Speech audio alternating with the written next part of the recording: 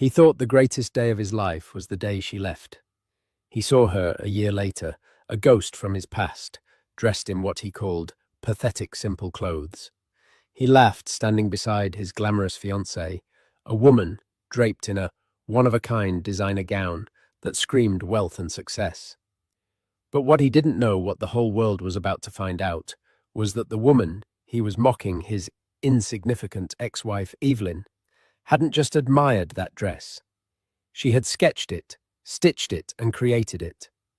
This is the story of how a man's cruel mockery became the spotlight for his own public humiliation. The air in the Corinthian ballroom was thick with the scent of money and lilies. It was the annual fundraiser for the Children's Foundation, a night where New York's elite gathered to outbid, outdress, and outshine one another under the guise of philanthropy. Arthur Penhaligon navigated the glittering crowd with the practiced ease of a man who believed he was born to be in such rooms. On his arm, a perfect accessory to his tailored Tom Ford suit, was Bethany Cole, his fiancée. Her laughter was like the chime of tiny expensive bells, and her presence turned heads, mostly because of the dress. The dress was a masterpiece of midnight blue silk that seemed to drink the light of the chandeliers. It fell in a column, simple in its silhouette, but breathtakingly complex in its construction. A cascade of hand-stitched, gunmetal grey beadwork traced the line of her collarbone and wrapped around one shoulder, resembling a delicate frozen branch of a winter tree. It was elegant, exclusive, and whispered a price tag that would make most people gasp. Arthur was preening. Every admiring glance at Bethany was a victory for him. It was validation. He had traded up. He had won. And then he saw her. Across the room, near a less populated bar, stood Evelyn Reed, his ex-wife. It took him a moment to be sure. She looked different, smaller somehow. She was dressed in a simple charcoal grey sheath dress made of a soft matty fabric. It had long sleeves, a modest neckline, and fell just below her knees. Her hair was pulled back into a neat low ponytail, and her face was almost bare of makeup. Beside the shimmering peacocking crowd, she looked like a sparrow in a flock of birds of paradise. A nasty, triumphant smile curled Arthur's lip. "Well, well," he murmured to Bethany, his voice a low thrum of condescension. "Look what the cat dragged in." Bethany followed his gaze, her perfectly sculpted brows furrowing slightly. "Who is that, Evelyn?" "My ex-Arthur," said the word ex, laced with a satisfaction that was almost palpable. "Can you believe it? I haven't seen her since the divorce. Looks like life hasn't been too kind." He decided to approach her. It was a power move, a public demonstration of his new improved life. Bethany, sensing the drama, clung to his arm, a silent co-conspirator. Evelyn was speaking to the bartender when Arthur's shadow fell over her. "Evelyn," he said, his voice offensively smooth. She turned, and her eyes, a calm, clear grey, met his. There was a flicker of surprise, but it was quickly masked by a polite, neutral expression. "Arthur," she acknowledged, her voice even. She glanced at the woman on his arm. "I'd like you to meet my fiancée, Bethany Cole," Arthur announced, practically puffing out his chest. "Bethany, this is Evelyn Reed." "A pleasure," Bethany said, her eyes doing a swift, dismissive scan of Evelyn's simple attire. The judgment was clear. "You too?" Evelyn replied, her gaze briefly falling on the midnight blue dress. A strange, unreadable emotion passed through her eyes before she met Bethany's gaze again. "That's a stunning gown." Bethany brightened instantly. "Oh, thank you. It's a custom piece from a new designer, Aura. Have you heard of them?" "Probably not. They're incredibly exclusive. It took my father's connections just to get a consultation." Arthur chuckled, a sound devoid of any real humor. "I don't think Aura is on Evelyn's radar, darling. She always did favor minimalism." He gestured vaguely at her charcoal dress. "Still keeping it simple, I see. Very practical." The insult was designed to sting, to remind her of every time he had criticized her for not being flashy enough, for preferring quality and comfort over loud brand names. During their marriage, he had constantly tried to mold her into a society wife, buying her clothes. She hated pushing her into circles where she felt like an imposter. Her refusal, her quiet insistence on being herself, had been a major point of contention. Evelyn's composure didn't crack. She simply offered a small, tight smile. Practicality has its merits, Arthur. It lasts. So do investments. Arthur shot back pointedly, adjusting the cufflink that peeked from his sleeve. And I've always believed in investing in the best. Bethany looks like a queen, don't you think? She looks beautiful. Evelyn agreed, her voice still unnervingly calm. The lack of a wounded reaction was starting to irritate Arthur. He wanted to see a flash of envy, a hint of regret. He saw nothing. It was like talking to a placid lake. Well, we should be getting back to our table, he said, his tone dismissive. It was interesting seeing you, Evelyn. Try to enjoy the canapes. With a final triumphant smirk, he steered Bethany away, leaving Evelyn standing alone at the bar. My God, she was dreary, Bethany whispered once they were out of earshot. That dress looked like something my grandmother would wear to a funeral. You were married to that. A youthful mistake, Arthur said, waving a hand as if to erase the memory. She had no ambition, no understanding of how the world works. It's all about presentation, darling. Always has been. The life I have with you... He squeezed her arm. This is the life I was meant for. He glanced back across the ballroom. Evelyn was no longer at the bar. She had vanished back into the sea of anonymous faces, a plain grey stone swallowed by a glittering tide.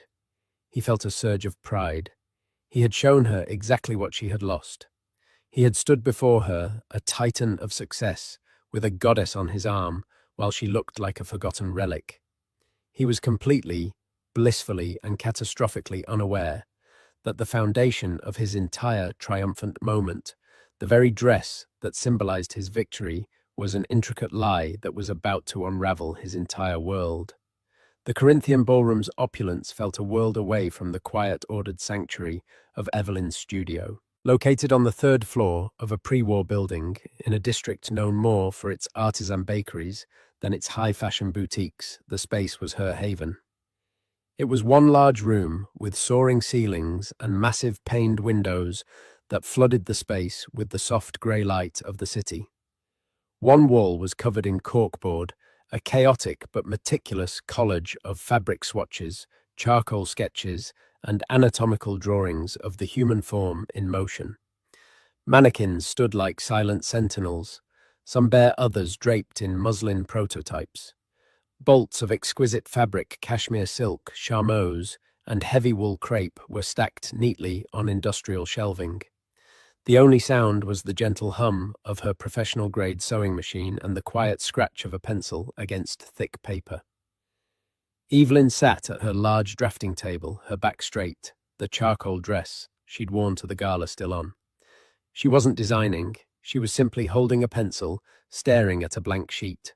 The encounter with Arthur hadn't broken her, but it had left a deep, familiar ache. His words echoed in her mind, still keeping it simple.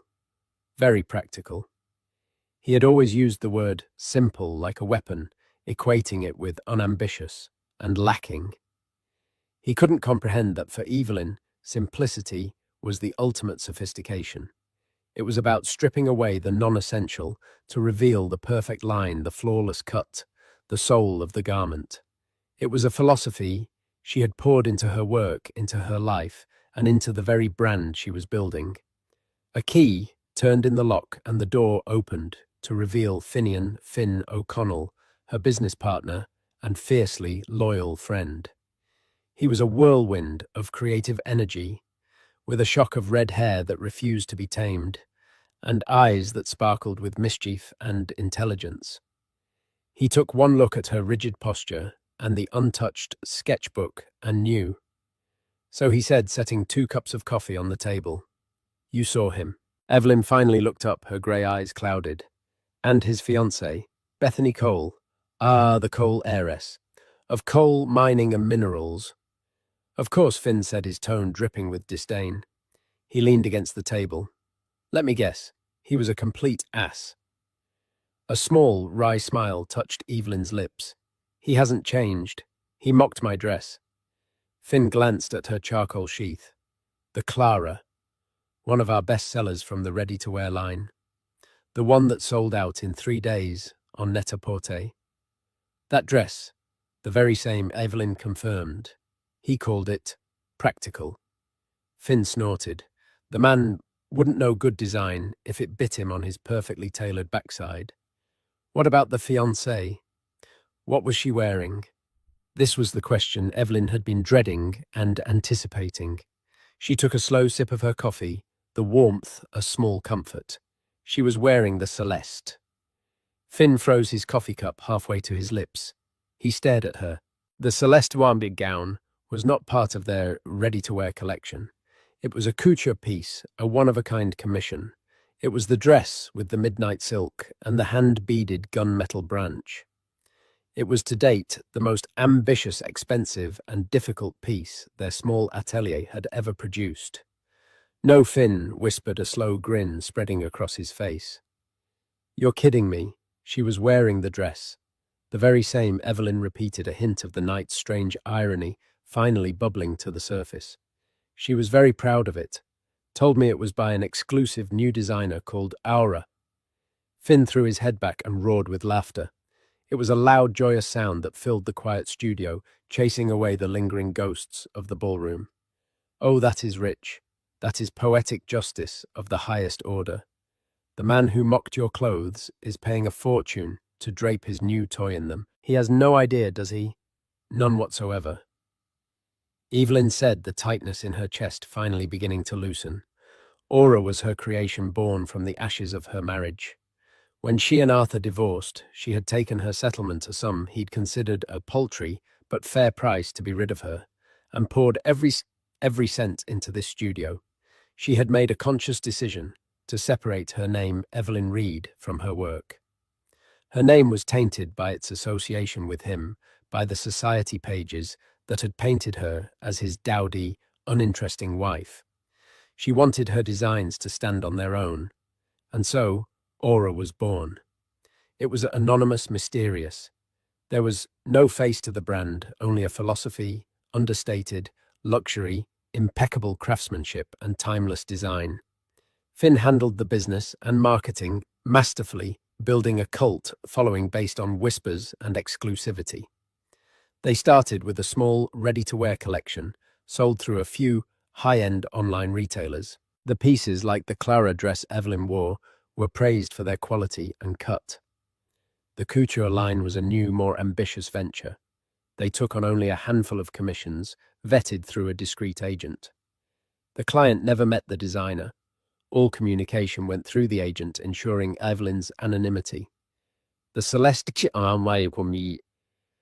gown for Bethany Cole had been their biggest commission yet.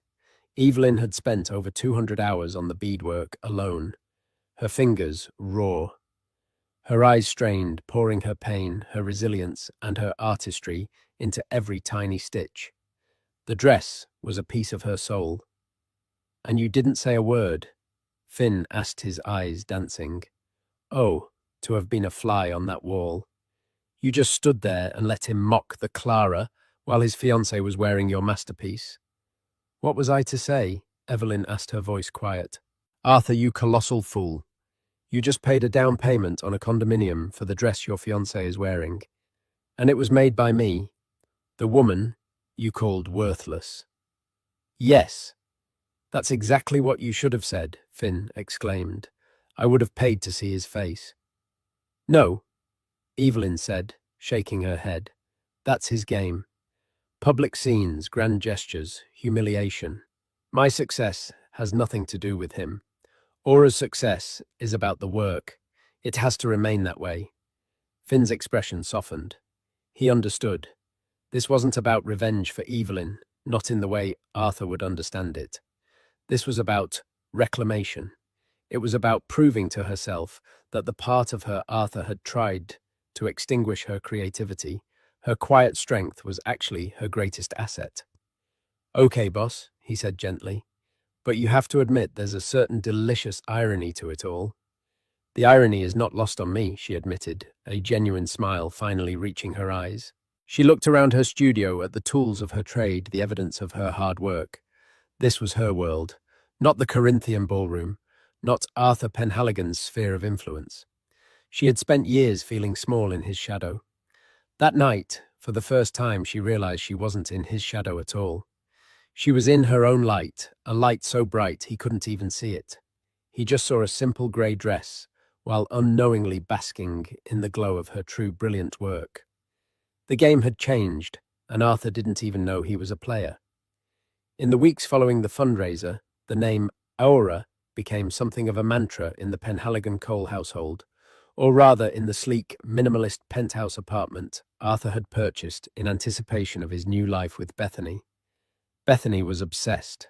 They say she's a total recluse, she said one evening, scrolling feverishly through a fashion blog on her tablet.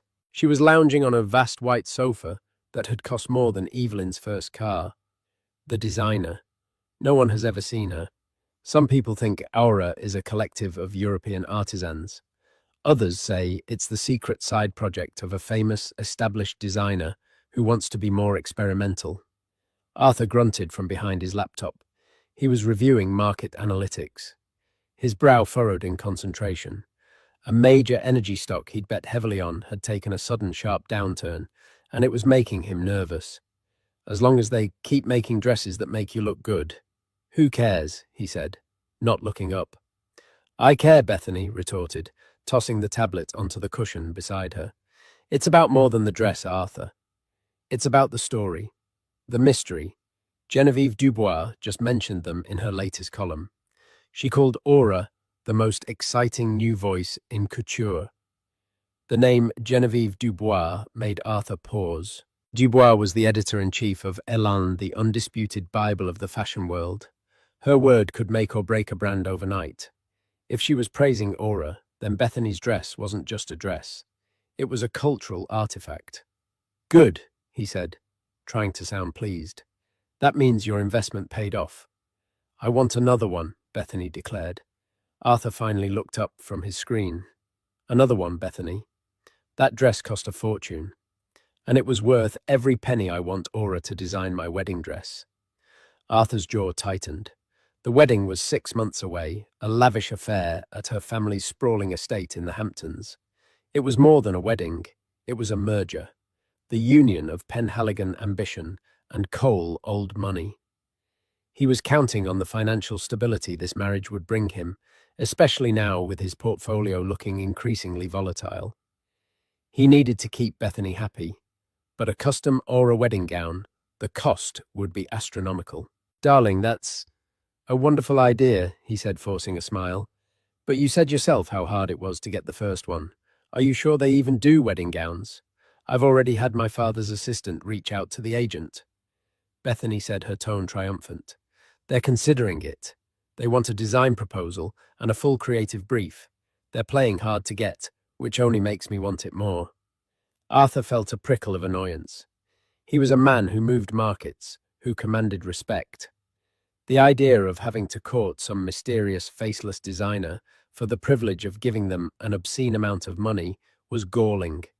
It flew in the face of his entire worldview, where money and status were the keys that opened every door. It's just a dress, Bethany? He said, his patience wearing thin.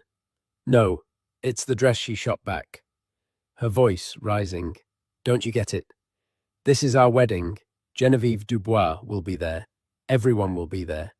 I want to be wearing Aura. It says that we're on the inside, that we're ahead of the curve.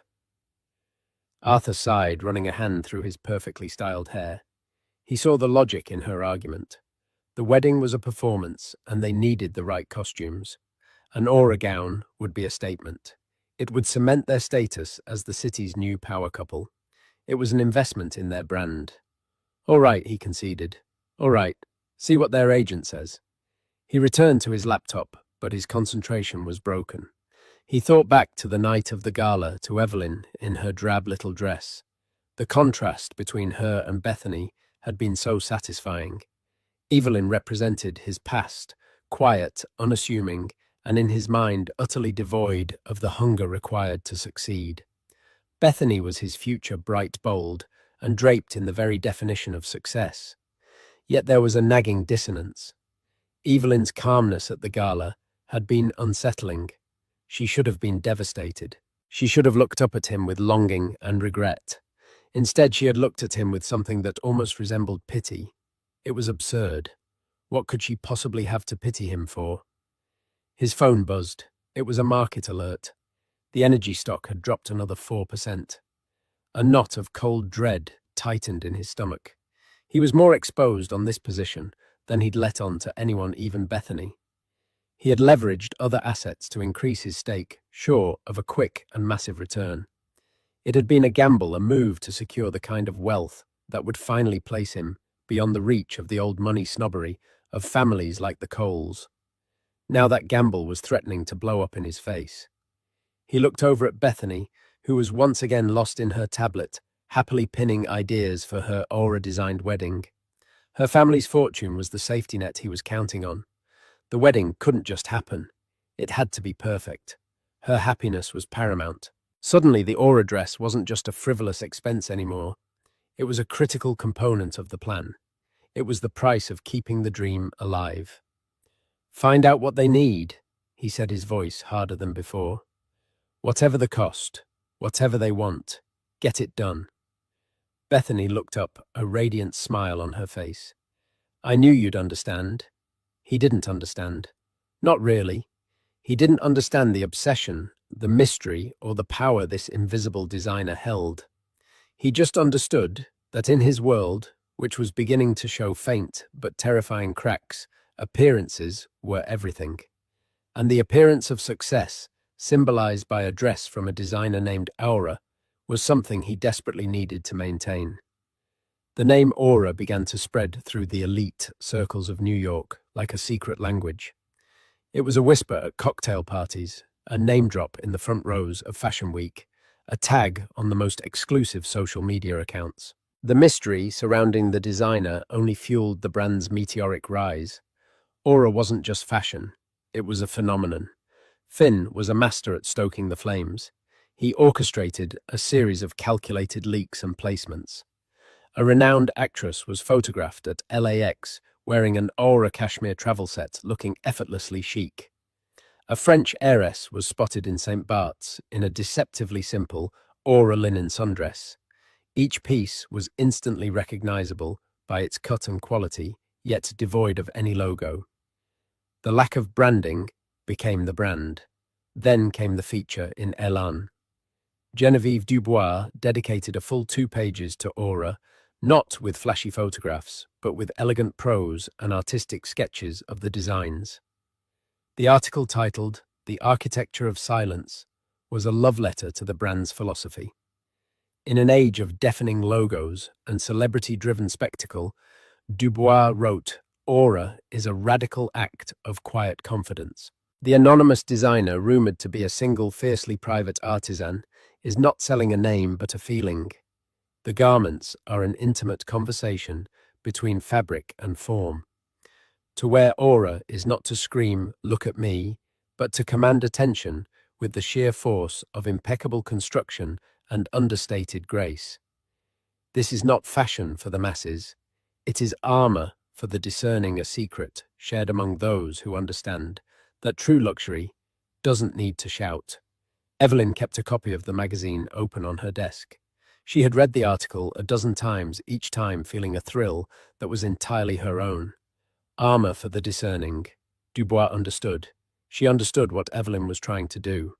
The success was both exhilarating and terrifying. The demand was exploding.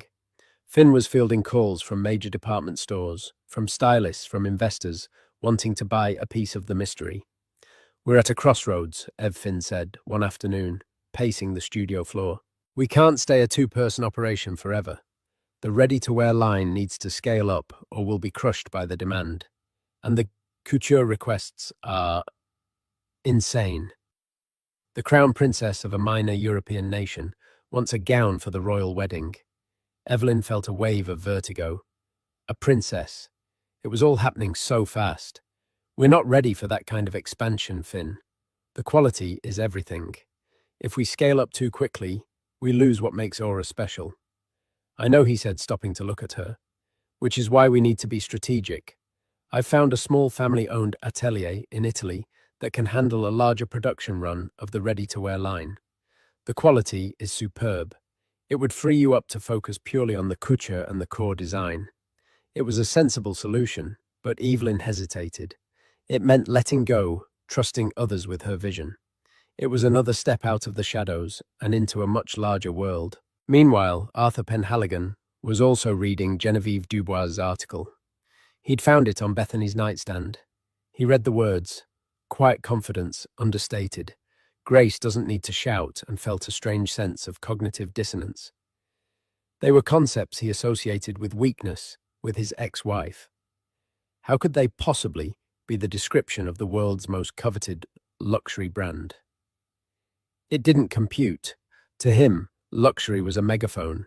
It was a Bugatti, a Patek Philippe, a front row seat. It was loud, but the world, at least this influential corner of it, was telling him he was wrong. "Did you see Bethany?" asked, coming into the room, wrapped in a silk robe. "She called us the discerning." She had completely co-opted the brand's identity as her own. In her mind, by wearing Aura, she was Aura. "I saw," Arthur said, closing the magazine. "Their agent has been in touch, by the way." Bethany squealed with delight. "And what did they say about the wedding dress?" Arthur felt a familiar pang of annoyance at having to report the news. "They're particular. They've agreed to consider the commission. But they have terms." "Terms? What terms?" "First, a non-refundable design deposit of $50,000, just to create the initial sketches." Bethany didn't even blink. To her, it was a rounding error. To Arthur, whose finances were becoming more precarious by the day, it was a gut punch.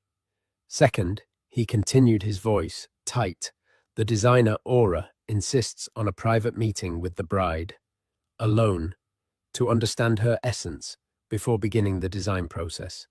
"A meeting?" Bethany gasped. "A real meeting?"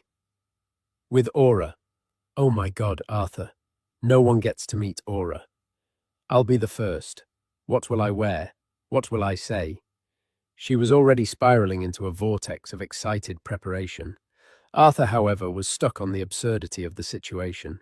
This phantom designer was now dictating terms to him, summoning his fiancée, like a queen summoning a courtier.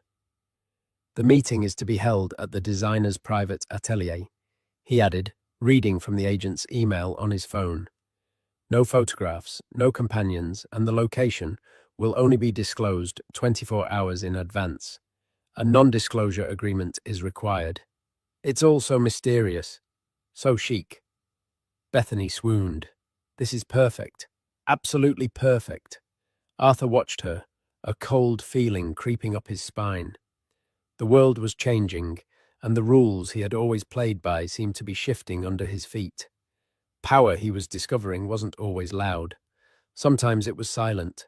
Sometimes it was a mysterious, unseen woman who could command a $50,000 deposit for a sketch and summon the city's most sought-after heiress to a secret meeting. He hated it. He hated the feeling of not being in control. But he was trapped. He needed the Cole family money, and the price of that was Bethany's happiness. And the price of her happiness was now inextricably linked to this ghost named Aura. Unbeknownst to him, in a quiet studio across town, the ghost was preparing for the meeting. Evelyn stood before a mannequin draped in ivory silk. She was sketching not a wedding dress, but a plan for a conversation. She felt a strange sense of calm. She wasn't nervous about meeting the woman who had replaced her. She was curious. This wasn't about revenge. It was about research. Bethany Cole was the embodiment of the world Arthur had wanted Evelyn to be a part of. To design the ultimate dress for her, Evelyn needed to understand that world, not as an outsider, but from the inside. She needed to understand the woman Arthur had chosen. She needed to understand what he valued. And in doing so, Perhaps she could finally fully understand why he had never valued her. The day of the meeting arrived cloaked in a shroud of secrecy that Bethany found thrilling and Arthur found deeply irritating. A black car dispatched by the Aura agent arrived at their penthouse precisely at 2 o'clock. Bethany, having spent the entire morning agonizing over her outfit, finally settled on a Dior pantsuit, powerful but respectful, and emerged looking like she was about to negotiate a corporate merger. "I can't believe you're not allowed to come," she said to Arthur, for the 10th time adjusting the collar of her jacket. "Just remember what we talked about." Arthur said, his tone that of a coach sending a player into the big game. "Be charming, emphasize the prestige of the wedding. The guest list. Make sure this Aura person understands that this isn't just any commission. It's a career-making opportunity." Bethany rolled her eyes. "I think Aura is already doing just fine, Arthur. Try not to worry. I'll be back in a few hours, hopefully, with a wedding dress in the works." She kissed him on the cheek and swept out of the apartment. Arthur watched from the window as the black car pulled away, a small, dark vessel disappearing into the city's vast circulatory system. He felt completely powerless, a feeling he utterly despised. He paced the length of his living room, the polished floor reflecting his agitated form. To distract himself, he decided to do what he did best: investigate. He opened his laptop and typed Aura Designer Atelier location into the search bar. The results were, as expected, fruitless. Message boards were filled with speculation, but there was no concrete information. The brand's digital footprint was a masterclass in controlled anonymity. Frustrated, he called a man he knew named Patrick, a private investigator he occasionally used for discreet corporate due diligence. Patrick was expensive, but he was good. "Patrick," Arthur said, his voice clipped. "I have a small personal project for you. It's time-sensitive." "Name it," came the gruff reply. "A fashion brand. Aura. I want to know who is behind it. I want a name, an address, a history. Everything. Aura." Patrick sounded surprised. "That's a tough one, Mr. Penhaligon. They're famously airtight." "Everyone has a weakness," Arthur snapped. "Follow the money. The corporate filings. The agent they use. The car service they hired today. I want an answer by the end of the day." "It'll cost you," Patrick warned. "Just get it done," Arthur said, and hung up. Meanwhile, Bethany's car was weaving its way out of the familiar territory of Midtown and into a neighborhood she rarely, if ever, ventured into. The skyscrapers gave way to older, more uniform buildings of brick and stone. The storefronts changed from global luxury brands to independent bookstores and small artisanal shops. The car finally stopped in front of an unassuming grey stone building with a discreet black-painted door. There was no sign, no plaque. A woman in a simple, elegant black dress was waiting. "Miss Cole," she asked politely. "This way, please." Bethany was led through the door and up 3 flights of stairs. The air grew quieter with each step. The woman opened a final door and gestured for Bethany to enter. "Aura will be with you shortly." Bethany stepped inside and the door closed softly behind her, leaving her alone. The room was breathtaking. It was not the opulent velvet-draped salon she had imagined. It was a working studio, vast, airy, and filled with light.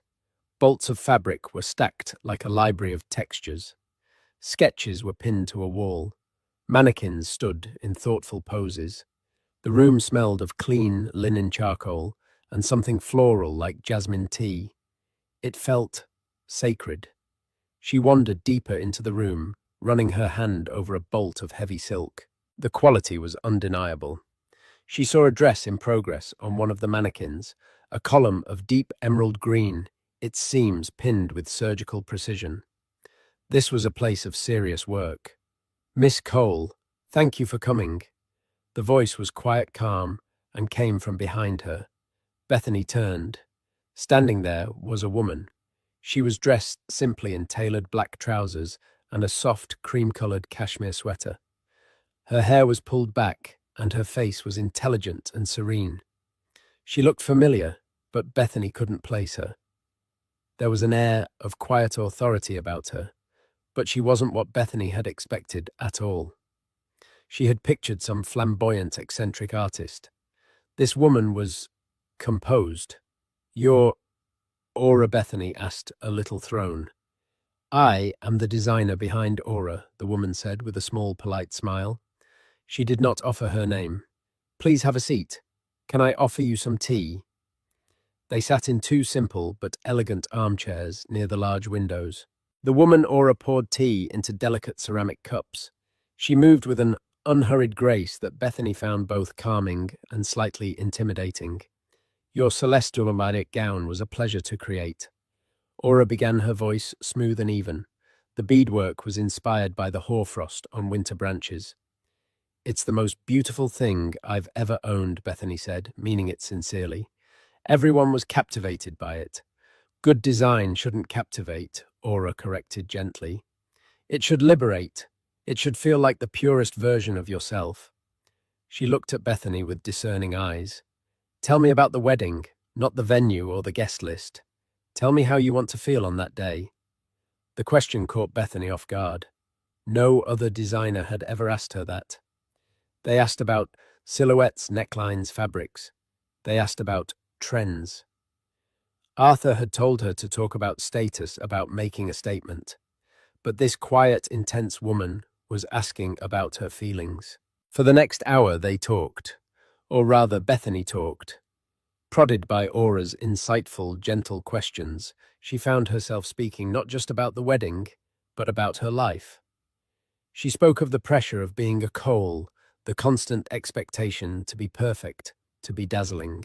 She admitted that sometimes the galas and the parties felt like a performance, and that she wasn't always sure who she was when the costume came off. She had never spoken this way to anyone, least of all to Arthur. The designer listened patiently, her grey eyes watchful and intelligent. She rarely spoke, but when she did, her words were perceptive, cutting through the noise to the heart of the matter. "It seems to me," Aura said finally, as the light outside began to fade, "that you are caught between wanting to be a monument and wanting to be a woman. The world expects you to be a monument. Your dress should allow you to be a woman." Bethany stared at her, mesmerized. "Yes," she whispered. "That's it. That's exactly it." As she was leaving, feeling lighter and more understood than she had in years, a thought struck her. The designer's face was still naggingly familiar. "Have we met before?" Bethany asked at the door. Aura's calm expression didn't waver. "I'm not a very social person. I doubt our paths would have crossed." The answer was smooth, definitive. Bethany let it go. Back in the penthouse, Arthur was pacing like a caged tiger. His phone finally rang. It was Patrick. "You're not going to believe this," the investigator said, a note of genuine surprise in his voice. "Aura is registered as a sole proprietorship. I had to pull property deeds and utility records for the atelier address the car service dropped at. The owner of the brand, the sole designer, the woman who owns that studio, her name is Evelyn Reed." Arthur froze. The world tilted on its axis. "What did you say, Evelyn Reed? As in your ex-wife?" Arthur sank onto the sofa, the phone slipping from his numb fingers and clattering onto the marble floor. Evelyn, Evelyn dreary, simple, practical Evelyn. The woman he had mocked, pitied, and discarded. It was impossible. It was a joke, a mistake. But as the pieces clicked into place with horrifying speed, he knew it was true. Her hobby, her quiet nature, her strange, placid reaction at the gala. Her comment, "Practicality has its merits. It lasts." And the dress, the celeste gown, his symbol of triumph, of trading up. He had paid his ex-wife, the woman he considered a failure, a small fortune to make his new fiancée look like a queen. The humiliation was so profound, so complete, it felt like a physical blow. Just then, the door opened. Bethany swept in, her face glowing. "Arthur, it was incredible. She's a genius, an absolute genius. You should have heard the things she said. She just, she gets it. She gets me, she gushed. Arthur looked at her, at the woman he was pinning all his hopes on, and all he could see was the ghost of his wife. He had sent Bethany into the lion's den, and she had come back calling the lion a visionary. She's going to design the dress, Bethany announced, beaming. And Arthur, I think it's going to be the most beautiful dress in the world. Arthur couldn't speak. He just stared, his mind a maelstrom of rage, shock, and a dawning, sickening sense of dread. The trap had been sprung, and he had walked right into it. The weeks leading up to the Metropolitan Fashion Vanguard Awards were a blur of activity for everyone involved, though for vastly different reasons. For Evelyn, it was a period of intense, focused creation. After her meeting with Bethany, she had designed a wedding dress that was, by all accounts, a masterpiece. It was not the monumental, attention-grabbing gown Bethany thought she wanted. Instead, it was a study in vulnerability and strength, made of a heavy liquid silk crepe that moved like water. It had long, clean lines, a dramatic sweeping back, and sleeves so delicately embroidered with tiny seed pearl blossoms that they seemed to have grown there. It was a dress for a woman, not an heiress. Bethany had wept when she saw the sketches. But beyond the wedding dress, bigger news was brewing. Genevieve Dubois, having championed Aura from the beginning, had used her considerable influence. Aura was to be presented with the Emerging Designer of the Year award at the upcoming Vanguard ceremony, the most prestigious event on the fashion calendar. The one condition of accepting the award was that the designer behind Aura would finally have to reveal their identity. Finn had argued for it passionately. This is it, Ev. This is the moment. You can't stay a ghost forever. You've built the foundation. The work speaks for itself. Now it's time to claim it. It's time for Evelyn Reed to take a bow. Evelyn, after much soul-searching, agreed. It was time. Her anonymity had served its purpose. It had protected her, allowed her to build her business on merit alone. Now, stepping into the light felt less like a risk and more like a final necessary step in her own liberation. For Arthur, those same weeks were a private hell. The knowledge that Evelyn was Aura festered inside him like a poison. Every excited mention of the brand from Bethany, every gushing compliment about the mysterious designer's genius was a fresh twist of the knife. He was trapped in a farce of his own making. His fiancée was idolizing his ex-wife, and he was footing the bill. His financial situation had also worsened. The energy stock had collapsed, wiping out a significant portion of his capital. He was now more dependent than ever on his marriage to Bethany. He couldn't afford to rock the boat. He couldn't expose Evelyn without exposing his own foolishness, without destroying Bethany's happiness, and with it his own financial salvation. So he said nothing. He smiled, he nodded, he played the part of the proud, supportive fiancé, while inside he was consumed by a helpless rage. He tried to subtly poison the well. "Are you sure about the dress, darling?" he'd ask. "It seems a bit simple in the sketches." "It's not simple." "Arthur, it's sublime." Bethany would counter completely under Evelyn's spell. Aura says that true elegance is quiet. The words were Evelyn's, and hearing them from Bethany's lips was a unique form of torture. The night of the Vanguard Awards arrived. It was the social apex of the season, held at the Museum of Modern Art. The red carpet was a river of flashbulbs and couture. Arthur stood stiffly beside Bethany, his smile a tight, painful rictus. Bethany was a vision. She was wearing another custom Aura creation for the event, a gown of shimmering, pewter-colored silk, elegant and striking. She was once again the center of attention. "Isn't it thrilling?" she whispered to him as they took their seats in the grand auditorium. "They say Aura is going to be revealed tonight when she accepts her award. We'll finally get to see her." Arthur felt a cold sweat prickle his brow. He knew what was coming. He could have warned Bethany, could have saved her the public shock. But a dark, selfish part of him wanted her to feel the same humiliation he felt. If he was going down, he wouldn't go down alone. The ceremony began. Awards were presented, speeches were made. Finally, Genevieve Dubois took the stage to present the award for Emerging Designer of the Year. The room fell silent. There are moments in fashion. Genevieve began her voice resonating through the auditorium, when a new voice emerges that is so clear, so confident, and so utterly original that it changes the conversation. This year, that voice belongs to Aura. A montage of Aura's designs flashed on the giant screens. The actress at the airport, the French heiress, and finally, a stunning editorial shot of the Celeste gown. Bethany gasped and squeezed Arthur's arm. "That's my dress." Aura has reminded us, Genevieve continued, that craftsmanship is not old-fashioned, that silence can be more powerful than noise, and that a garment's true value lies not in its label, but in its soul.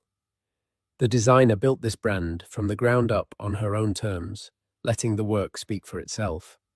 She is a testament to resilience, to the quiet power of artistry in a world obsessed with fame. Arthur felt his collar grow tight. Genevieve was telling Evelyn's story, his story, but from a very different perspective. It is my profound honor to announce that the winner of the 2025 Emerging Designer of the Year award is Aura, and the incredible woman behind it, Ms. Evelyn Reed. The name hung in the air for a moment. There was a smattering of confused applause. Evelyn Reed. The name was unfamiliar to most. And then, from a side aisle, Evelyn emerged. She was wearing a simple, exquisitely cut black jumpsuit of her own design. Her hair was down, falling softly around her shoulders. She looked poised, confident, and serene. She looked nothing like the drab, defeated woman Arthur had painted in his memory. She looked like a creator, a powerhouse. The camera projecting her image onto the screens panned for reactions in the audience. It found Bethany Cole. Her jaw was slack, her eyes wide with disbelief. She looked from the screen to the stage, and then to the man beside her, her face a mask of confusion. And then, the camera found Arthur. His face was pale, his expression frozen in a silent scream of utter abject horror. The two shots, the shocked fiancé and the humiliated ex-husband, were broadcast for the entire fashion world to see. Bethany turned to him, her eyes flashing with a million questions. But before she could speak, Evelyn reached the podium. She looked out at the crowd, her calm, grey eyes sweeping over the room, until for a brief, searing moment, they met Arthur's. There was no triumph in her gaze, no malice. There was only a quiet finality. She leaned into the microphone. "Thank you," she said, her voice clear and steady. "Thank you, Genevieve and the Vanguard Committee. They say to build something new, you first have to tear down the old. I'd like to thank my ex-husband, Arthur Penhaligon. He taught me through his own actions the profound importance of self-worth. He was the one who first showed me that judging a woman by the simplicity of her clothes is a fool's game. Because you never know. She might have designed the dress your fiancé is wearing." A collective gasp went through the auditorium. It was a perfectly delivered, devastatingly elegant coup de grace. Every eye in the room swiveled from Evelyn on the stage to Arthur and Bethany. Bethany looked down at her pewter gown as if it had caught fire. The humiliation was absolute, public, and inescapable. She stared at Arthur not with confusion anymore, but with the cold, hard light of dawning comprehension and utter betrayal. Arthur didn't see her look. He was just staring at the stage, at the woman he had so casually discarded. She hadn't just built an empire from the ashes of their marriage. She had used his own arrogance as the blueprint. And she had just unveiled her masterpiece on the biggest stage in the world, leaving him buried in the rubble. The aftermath of the Vanguard Awards was a nuclear winter for Arthur Penhaligon. The story was simply too juicy to be ignored. It had everything: a scorned wife's triumphant return, a clueless heiress, and a pompous, arrogant husband receiving his public comeuppance. The gossip columns and fashion blogs feasted on it for weeks. They called it the Aura Affair and the Penhaligon Predicament. Photos of Arthur's horrified face and Bethany's shocked expression were juxtaposed with images of Evelyn's serene, powerful acceptance speech. The ride back to the penthouse was a silent, glacial affair. Bethany sat on the far side of the limousine, her arms crossed her aura gown, looking like a cruel joke. Arthur tried to speak, to formulate a defense, but the words wouldn't come. What could he say? I'm sorry I mocked my ex-wife while secretly making you her biggest patron. I'm sorry, I'm a fool. When they arrived, Bethany didn't even look at him. She walked straight to the guest bedroom and locked the door. The next morning, her father, a formidable man, with cold, calculating eyes, arrived with two of his lawyers. The meeting was short and brutal. The engagement was off. All financial ties between the Coles and Arthur were severed. Mr. Cole made it icily clear that Arthur's name was now poison in their world. The wedding, the merger, the financial safety net, it all vanished in an instant, left alone in the sterile white penthouse that now felt like a mausoleum. Arthur's world fully collapsed. The loss of the Cole fortune meant his creditors, who had been patient in anticipation of his marriage, came calling. The leveraged bets on the energy stock became an anchor, pulling him down into a sea of debt. Within 3 months, he was forced to sell the penthouse, his car, and his collection of expensive watches. The Tom Ford suits were replaced by off-the-rack replacements. The Titan of finance was reduced to a cautionary tale whispered at the same parties he used to command. He saw Evelyn one last time months later. It was a chance encounter on a busy street. He was rushing to a job interview for a mid-level analyst position. She was stepping out of a black car, looking effortlessly chic in a camel-colored aura coat on her way into a building that probably housed her new expanded headquarters. Their eyes met across the sidewalk. He saw no pity, no gloating. He saw nothing at all. To her, he was just a man in a crowd, a ghost from a past she had long since moved beyond. That indifference was more painful than any hatred could ever be. Evelyn's world, in contrast, was dawning. Revealing her identity had been like throwing gasoline on the fire of her success. Aura, now attached to the compelling story of Evelyn Reed, became the most sought-after brand in the world. Investors lined up, but she chose her partners carefully, retaining full creative control. She opened a flagship store in Soho, a minimalist temple to her design philosophy. She accepted the commission from the European princess. Her brand became synonymous with intelligent, empowered luxury. She never spoke of Arthur publicly again. Her speech at the awards had been the first and last word on the matter. It wasn't a story she needed to tell. It was a foundation she had built upon.